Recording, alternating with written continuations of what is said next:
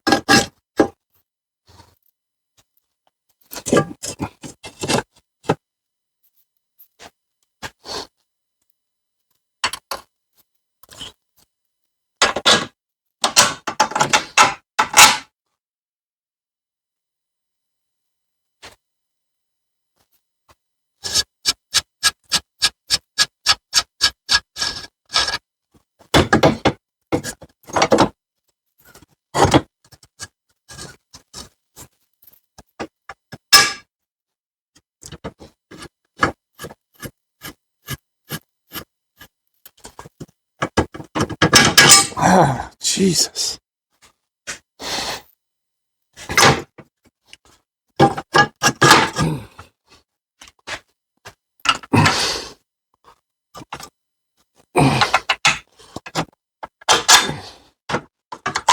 There we go.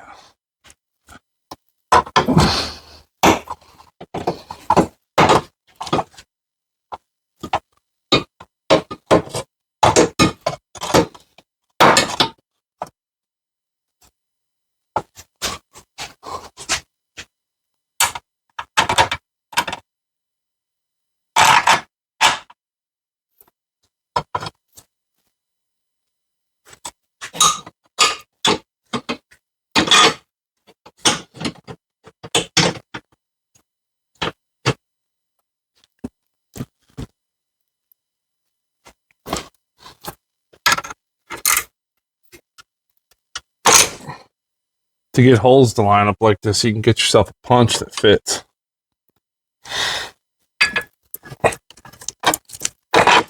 And line them up.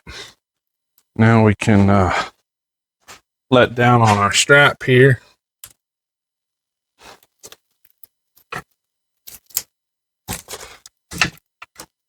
And get yourself a pointy punch. Get it in there, and that'll help line your holes up.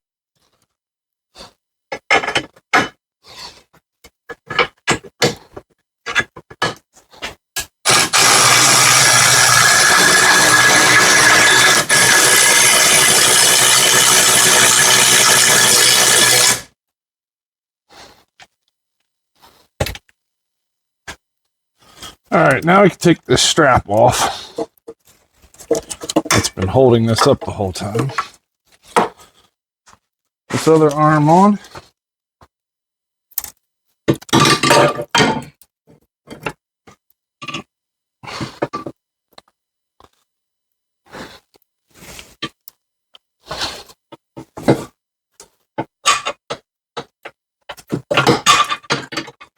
This side's a little more difficult because of the brake or the fuel filler neck and stuff coming down. So it's a little more tight here to get this bolt in. But you could literally put all this together on the subframe before you put it in the car, and it would be a lot easier. But back in there, this bolt's got to go that way. So this filler neck's in the way, whereas on the passenger side, it's not there. So it's a little bit more difficult, but it is doable. And always put the inside in first and then put your outside. It just makes your life a little easier.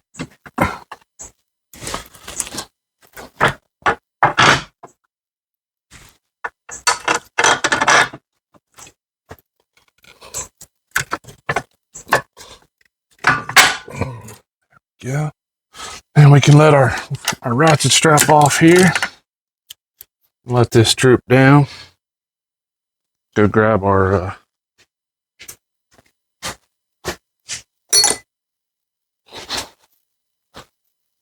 little alignment tool.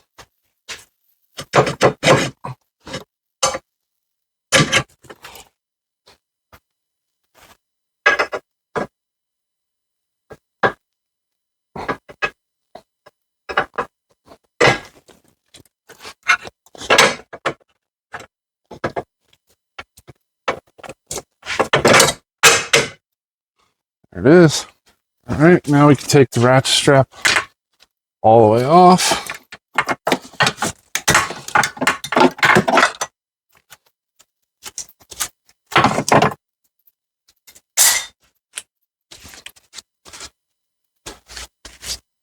Getting towards the home stretch.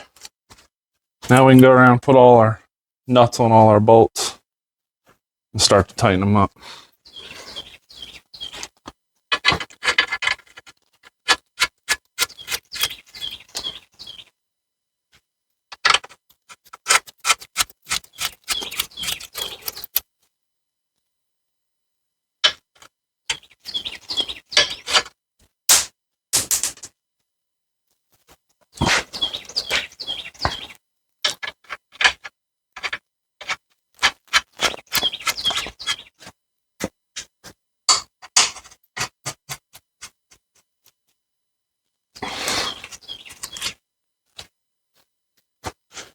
Now, you don't want to tighten up any of these bolts until the vehicle's weight is sitting on the wheels.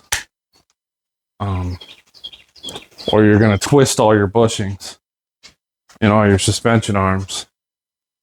But I'm fortunate enough I can put a screw jack under each wheel and pick the wheel up until it starts to pick the car off the ground and then snug them up there. But if you don't have a lift or screw jacks or that sort of thing, you're going to have to let the car down and let the weight rest on the wheels before you tighten up all these bolts. Not tighten them, but run them in.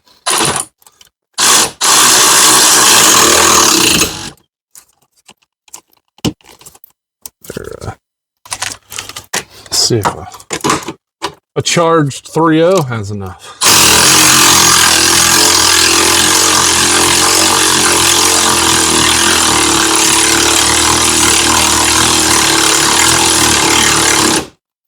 Yeah, buddy.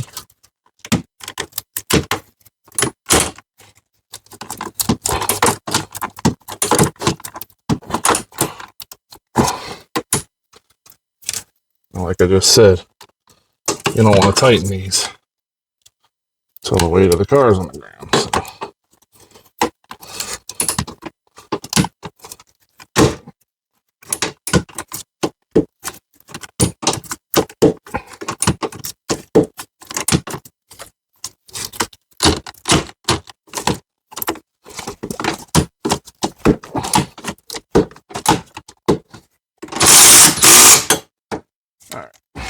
now you can go around snugging up all the bolts. Well, not snugging them, but running them down till they're at least touching.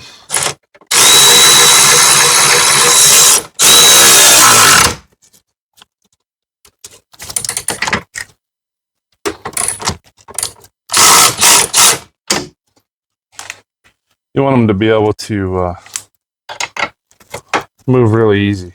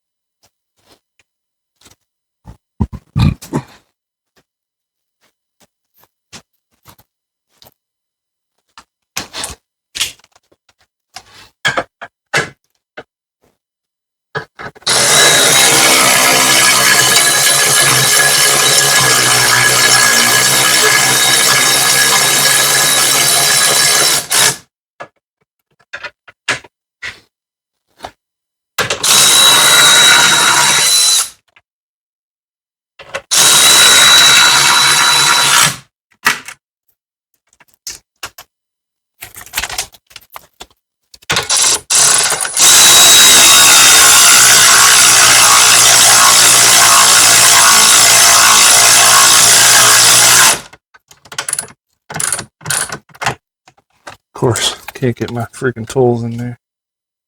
Looks like we're gonna have to do that one with a hand wrench. If you're looking to build a garage or a shop or anything along those lines,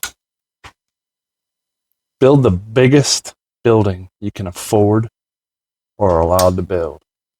I don't care if that means it's 100 by 100.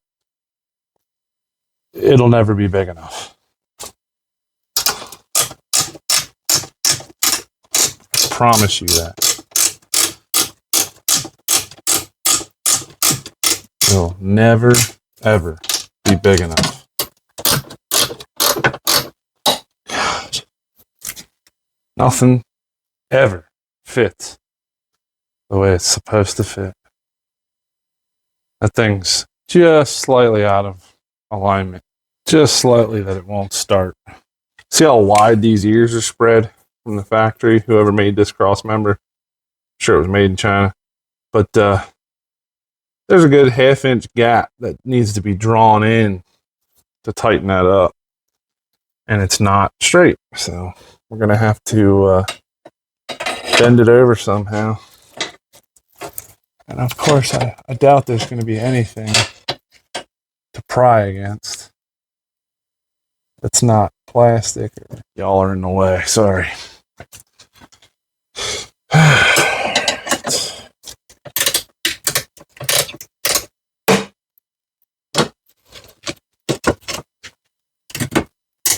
There we go.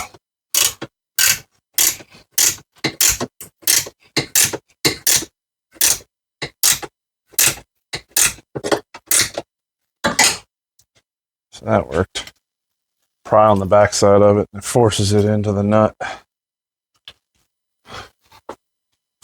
And then once you get it started, you're good to go.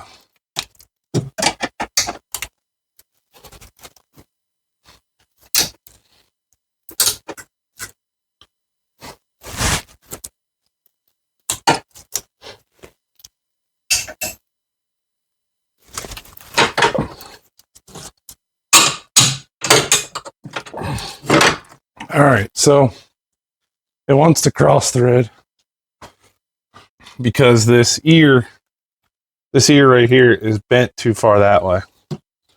So the stupid thing wants to cross thread instead of just going in like it should. But you know, that's just how things go when you work on cars. And you work with aftermarket junk like this. Aftermarket Chinese junk.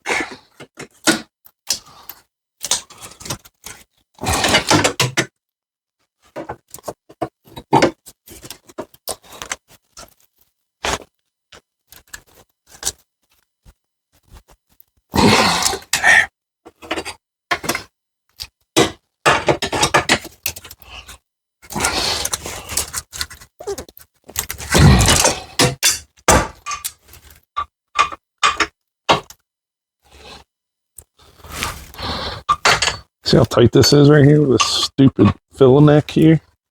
Dodge had a real good idea when they did this.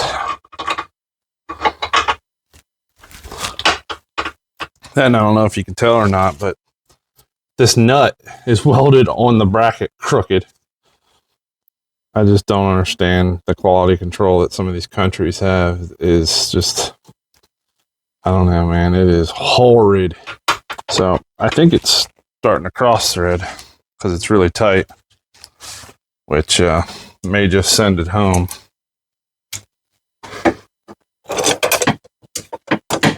Because I can't seem to get it straightened at all, so we may just send it.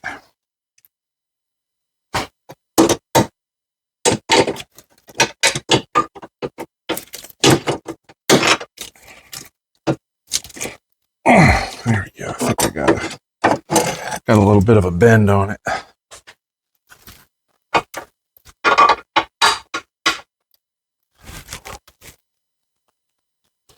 think it's still going in crooked though because of that nut being crooked. I wish they wouldn't have put a nut there.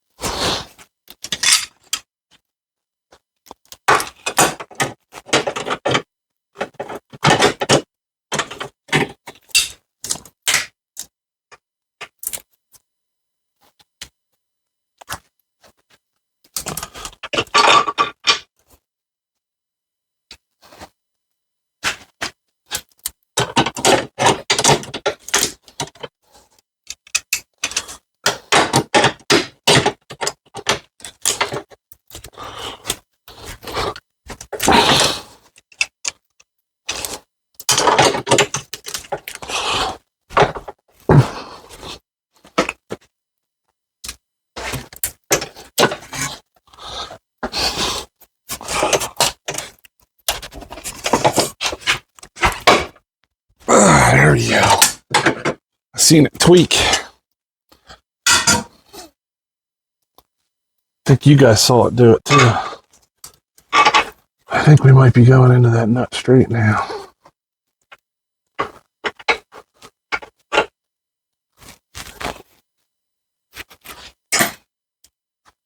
But now it's already cross-threaded, so.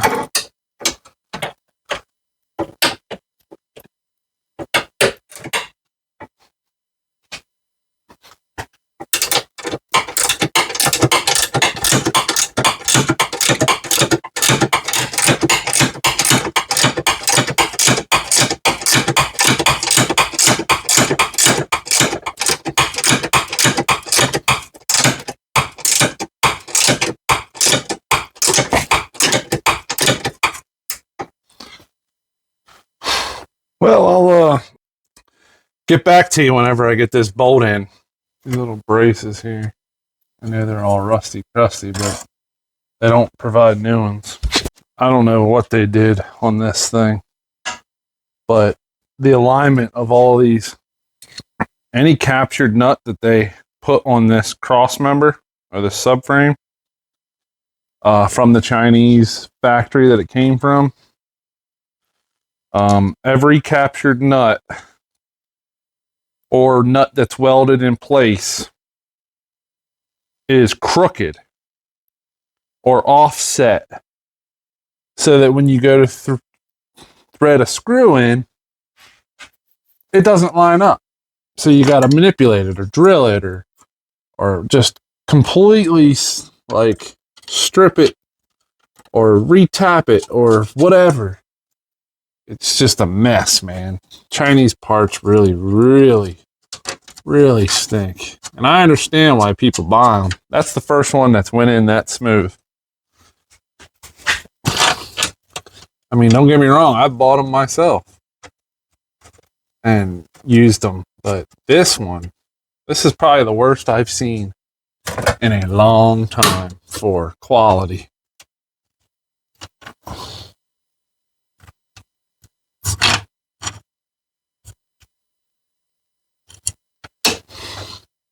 Yeah, see, the nut is just offset from the hole too far that you can't even start the bolt without cross-threading it.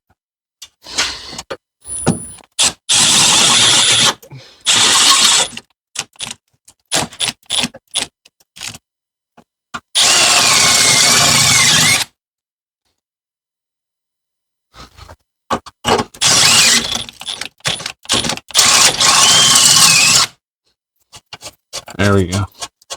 See, you just gotta get it. You have to drill out the excess because they couldn't line a nut up properly before they welded it.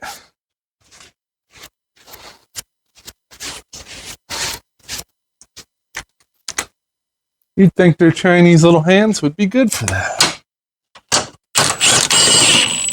Now.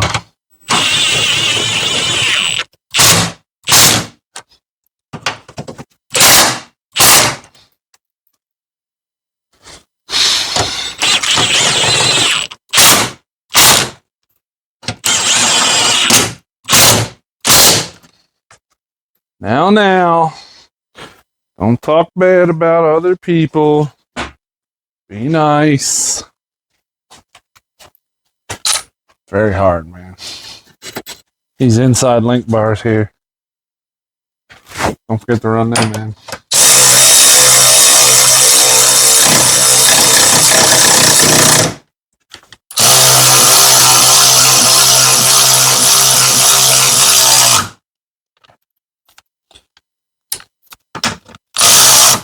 Remember, leave them loose. Same thing on this side. This is a new one. That other one's a new one too, like last year.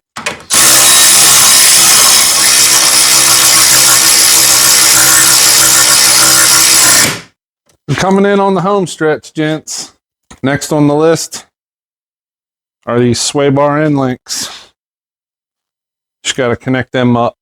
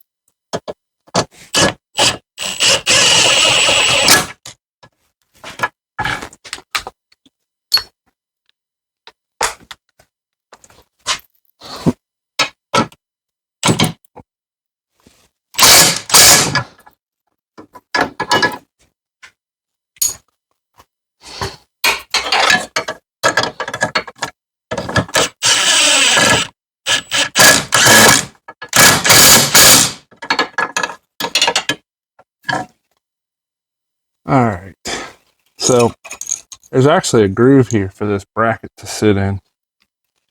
Whether it'll sit in it still or not, that's another question, but I'm gonna go ahead and plug this in.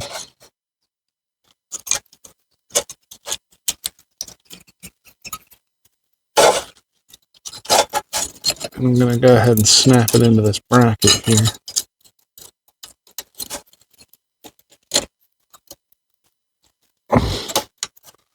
That.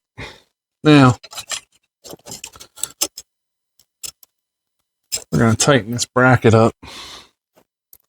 Takes a 10 millimeter. Got to start it with your fingers, man, because it's such an angle that maybe if I had a short socket, it would probably work better. But, yeah. This bracket's bent. I'm gonna have to take the bolt back out and bend it. All right, so now we can tighten the dry shift up.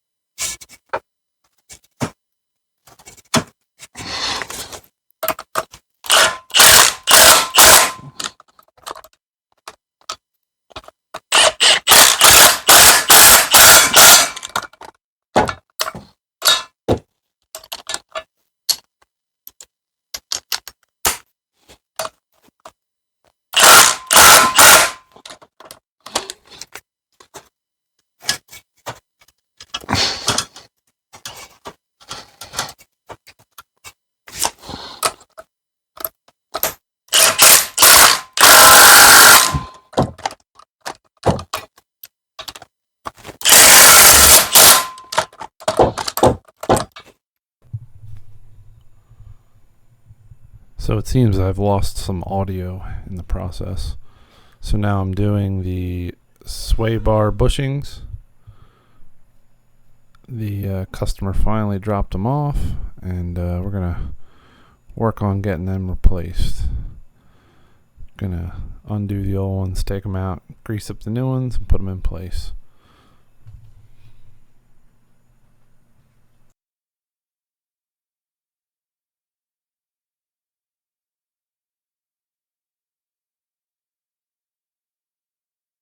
Some emery cloth here. See if I can't clean that up a little bit.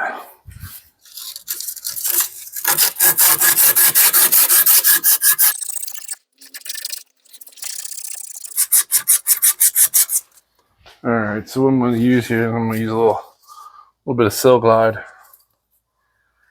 lubricant just to make these things not squeak.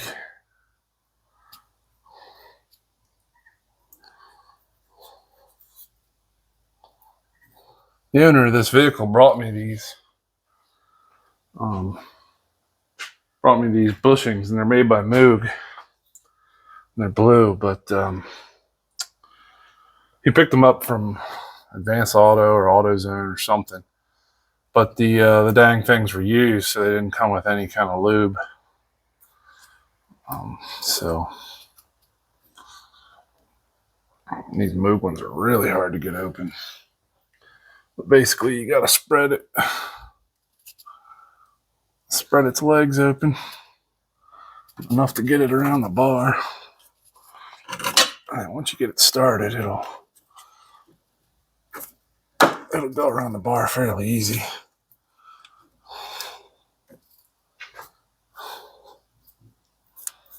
And then you can put your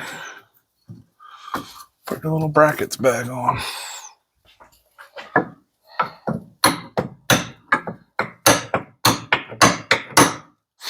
Make sure you put anti-seize on the threads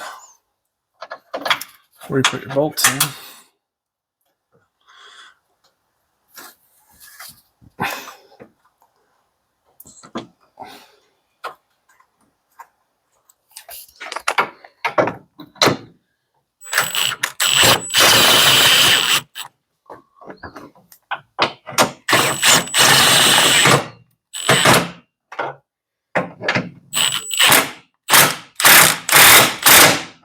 Actually, I think these are a 12 millimeter, no, a 13.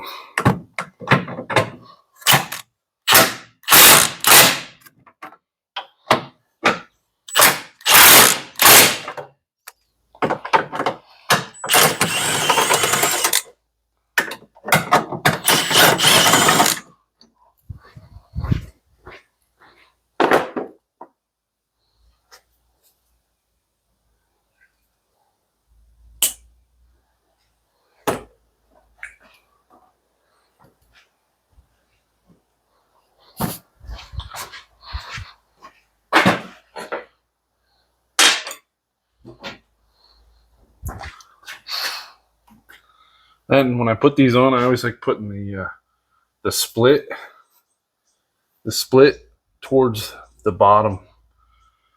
And that way, any kind of rust and water can run out of it.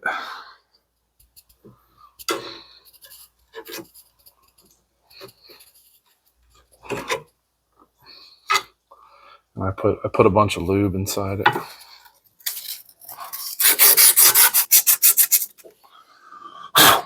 These things are tough, man.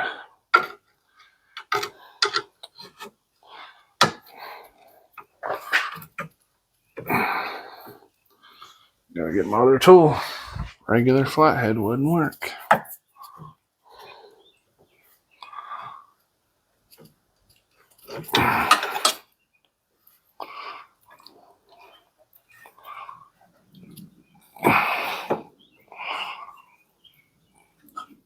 God dang.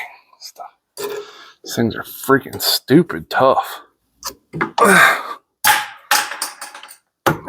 Jesus criminy. As tough as those things are, they better never wear out.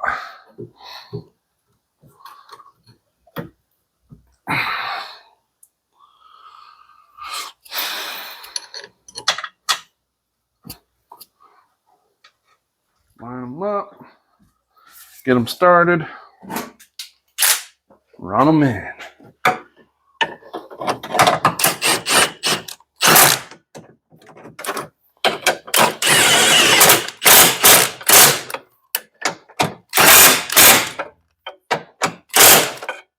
All right, so I have the suspension supported by a screw jack, so it's sitting at ride height. I had to reuse the original cam plates, so that's kind of a bummer, but I cleaned them up the best I could. I'm gonna put some anti-seize on the back sides of them and on the threads of this.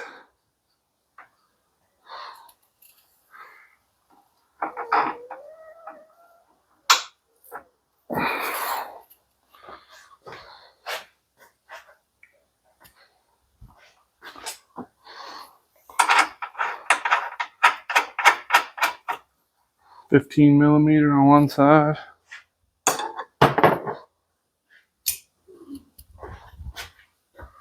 $18 or $19mm on the other. That's a different story. He's gonna have to take this and get it aligned anyway. I don't know if you can see. I'm gonna turn this cam. Watch this spindle.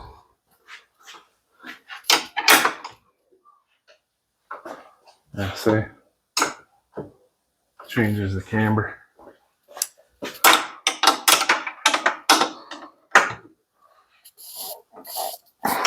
All the weight is on the wheel.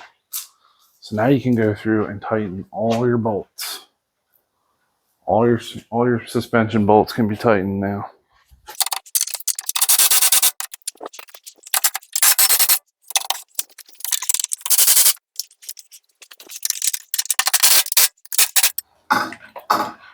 Don't forget the one up there as well.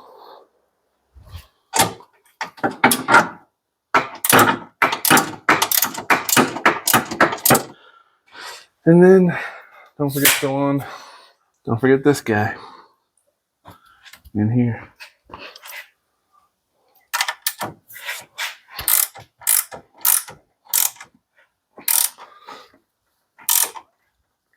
Click. She's torqued the spec. And then just repeat the same thing on this side. Don't forget to tighten up your axle nuts. Click. Put your little keepers on.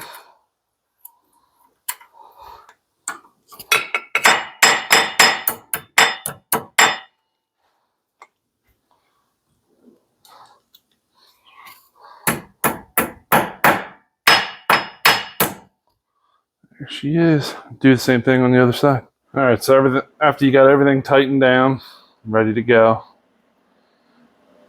you can put your exhaust back in. I already did that. This is a good time, if you haven't done it, change your differential fluid. Your owner's manual will tell you what fluid to take. And I'm going to put these bolts back in, but I'm not going to film it. If you can take the bolts out, you can put them back in. But what I am going to do is put a little bit of high temp copper anti-seize on these bolts before I put them back in. And that's it. I hope you guys enjoyed this. I hope it was helpful. And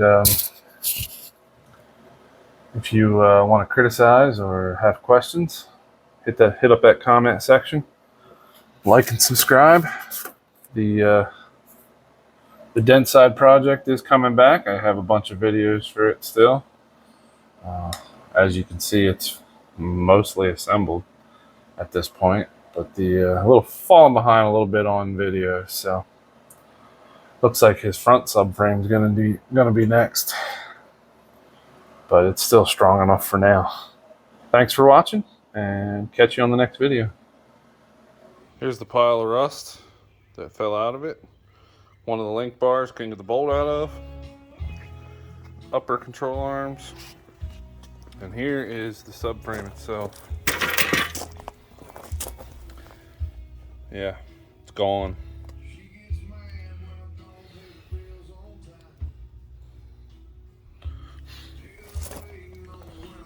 It's a 2009, 160,000 miles. All new subframe.